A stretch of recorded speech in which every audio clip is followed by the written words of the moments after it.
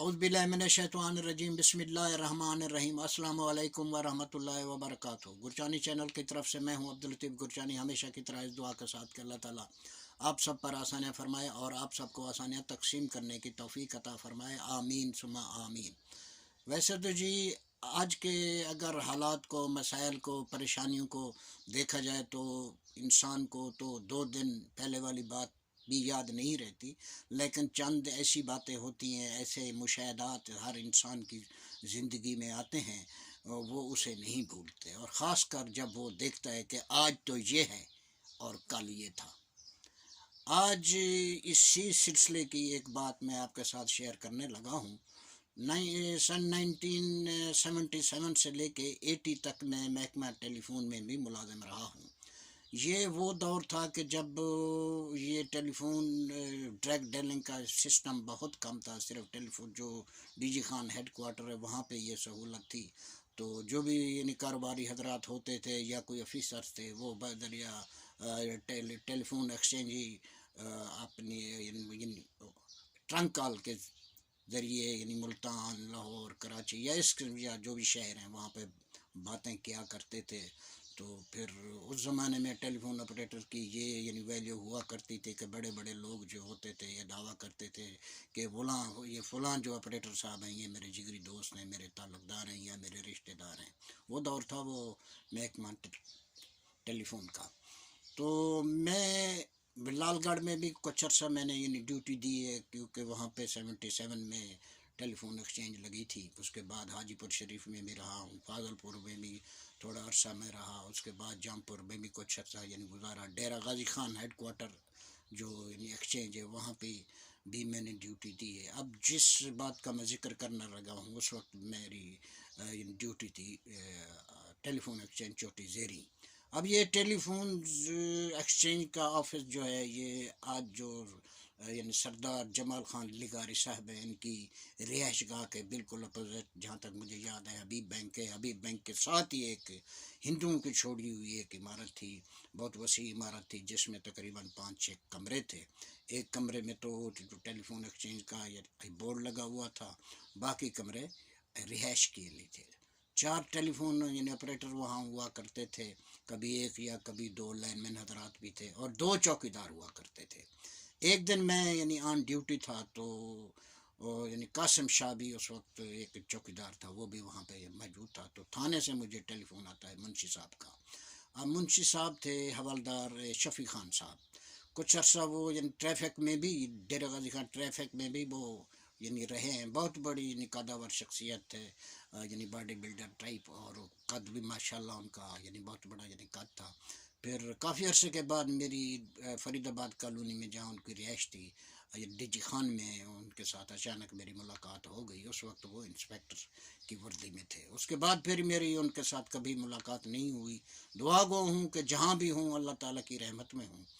तो वो उन्होंने मुझे टेलीफोन किया कि गुरचानी साहब किसी आदमी को फौरी भेजें, मेरा मोटरसाइकिल जो है ना वो आप अपने ऑफिस में यानी मंगवा लें। फिर मैंने वो कासिम शाह से पूछा, कासिम शाह ने कहा जी मुझे तो मोटरसाइकिल चलानी आती नहीं है। तो फिर मैंने खान साहब से पूछा, उनका कोई ऐसा मसला नहीं, बात आप इसे फौरी भेज दें, ये भले मोटरसाइकिल को खींच के ले जाए। मैंने कहा खान साहब कोई इमरजेंसी क्या ऐसी हो गई है? उनका जब मैं शाम को मोटरसाइकिल लेने आऊँगा तो फिर मैं आपको इसकी तफसील बताऊँगा। खैर शाम के टाइम फिर वो अब यानी वहाँ हमारे एक्सचेंज में आए तो उस वक्त मैं अपने रूम में बैठा हुआ था, हमने इकट्ठे चाय पी। फिर मैंने वो अपना सवाल दोहराया क्योंकि मैं बड़ा हैरान था।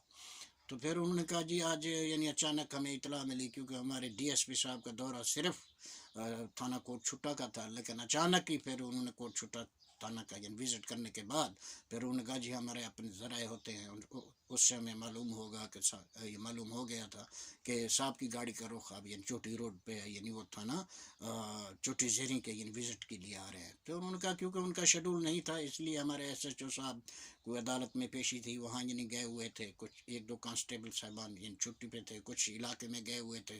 तो मेरे पास 3-4 आदमी सारे थे। फिर जैसे एक इमरजेंसी होती है कि किसी भी महकमे में अचानक साहब की आमद की इतला मिल जाए तो फिर कुछ होता है, कुछ इधर करना है, कुछ उधर करना है, कुछ सफाई, जैसे यानी एक इमरजेंसी की सूरत हाल होती है। تو پھر میں نے یہ میرے پاس کوئی آدمی ایسا تھا نہیں، تو پھر میں نے آپ کو فون کیا. میں نے کہا خان صاحب اب بھی مجھے سمجھ نہیں آئی کہ اس میں اس بیچارے موٹر سائیکل کا کیا کردار ہے. تو پھر وہ ہنسنے لگے. انہوں نے کہا کہ جب صاحب یعنی داخل ہوتے ان کی نگاہ موٹر سائیکل پہ پڑتی تو پہلا سوال ان کا یہ ہوتا کہ یہ موٹر سائیکل کس کی ہے. میں اگر کہتا کہ یہ موٹر سائیکل میری ہے. اب یہ بھی میں بتاتا چلوں کہ یہ موٹر سائیکل کوئی نئی موٹر سائیکل نہیں تھی، سیکنڈ ہینڈ اور خستہ حال موٹر سائیکل تھی. اس زمانے میں ہونڈا کا ایک ماڈل ہوا کرتا تھا، جو نام تو کچھ اور تھا لیکن اسے بینڈلے کہتے تھے، ہونڈا بینڈلے، وہ یعنی موٹر سائیکل تھی. تو وہ پھر صاحب جو ہے نا یعنی غصہ بھی کرتے اور کہتے بھی آپ تو ایک یعنی منشی ہیں، یہ موٹر سائیکل آپ نے کیسے خریدی اور اس کے اخراجات آپ کیسے پورے کرتے ہیں. تو اگر میں انہیں بہانہ کر دیتا کہ یہ جی موٹر سائیکل فلاں، کیونکہ اس زمانے میں ذمہ دار صاحبان کے پاس بھی موٹر سائیکلیں نہیں ہوا کرتی تھی، چند ایک کے پاس تھی. جہاں تک مجھے یاد ہے ایک وہاں چوٹی زیری کی ایک مشہور شخصیت یعنی نواب خان یعنی کچھیلا، جو کہ بعد میں یعنی ان کا یہ مرڈر ہو گیا تھا، بڑی سیاسی طور پہ بھی اور بااثر شخصیت تھے. تو ان کے پاس ایک یعنی موٹر سائیکل ہوا کرتا تھا، وہ میرے مہربانوں میں سے تھے. یاما کبھی مجھے بھی اگر کہیں جانا ہوتا تو وہ پھر یعنی یہ نواب خان صاحب تقریباً یعنی روز یعنی چوٹی زیری شہر میں آیا کرتے تھے اور میرے پاس بھی وہ لازم ہوتے. کبھی یعنی کھانا بھی ہم اکٹھے کھاتے تھے. اب وہ اس جہان میں نہیں ہے، دعا گو ہوں کہ اللہ تعالیٰ انہیں غریق رحمت فرمائے.